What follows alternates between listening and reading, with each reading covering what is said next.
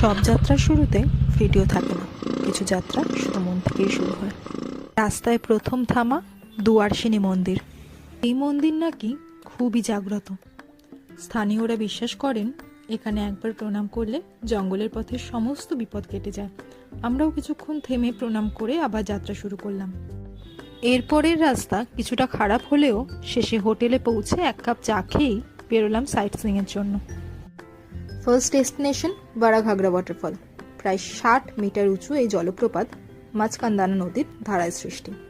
ঘন শাল গাছের জঙ্গলে ঘেরা, সারা বছরই জল থাকে, প্রকৃতির এক অসাধারণ রূপ।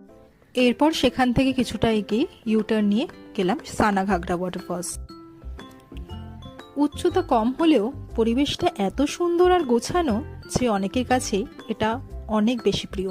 এরপর দর্শন করলাম বলদেব জিউ মন্দির। এখানে জগন্নাথ নয়, বরং বড় ভাই বলভদ্রই প্রধান। পুরীর মতো এখানেও রথযাত্রা হয়, আর রথটি নাকি বিশ্বের অন্যতম উচ্চতম। অনেকে বিশ্বাস করেন রথটির উচ্চতা পুরীর রথের থেকেও নাকি বেশি। পরের দিন সকালে হোটেল থেকে বেরিয়ে প্রথমেই গেলাম কাঞ্ঝারি ড্যাম।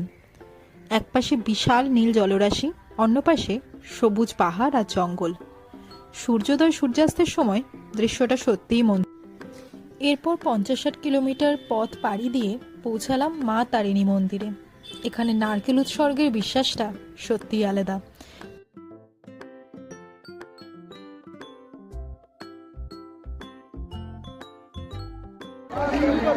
এই যে দেখতে পাচ্ছ প্রচন্ড ভিড় সামনেটায়।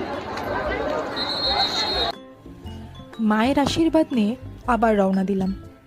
এরপর গুন্ডিচাঘাগি জলপ্রপাত। একাধিক ধাপে নেমে আসা জল দেখতে অনেকটা ছোট নায়গ্রার মতন, যদিও সেদিন ভিড়টা একটু বেশিই ছিল। কেওনঝড়ের শেষ দর্শন ভীমকুণ্ড। বৈতরণী নদীর ওপরে অবস্থিত এই কুণ্ড মহাভারতে ভীমের সাথে জড়িয়ে থাকা এক গভীর বিশ্বাসের গল্প বলে। অনেকে বলেন এর গভীরতা আজও অজানা। এরপর হঠাৎ করে সিদ্ধান্ত, পুরী যাব। পুরোটাই আনপ্ল্যান্ড। প্রায় 250 কিলোমিটার পথ পাড়ি দিয়ে সন্ধ্যা নাগাদ পৌঁছালাম পুরীতে। যদিও রুম খুঁজে বের করাটা একটা চ্যালেঞ্জ ছিল, আমরা নিয়েও ছিলাম। পরের দিন ছিল মাঘ সপ্তমী। সমুদ্র স্নান সেরে জগন্নাথ দর্শন। যাত্রার একদম পরিপূর্ণ শেষ। 26শে জানুয়ারির সকাল বাড়ির পথে রওনা দিলাম। সন্ধ্যার মধ্যে পৌঁছেও গেলাম।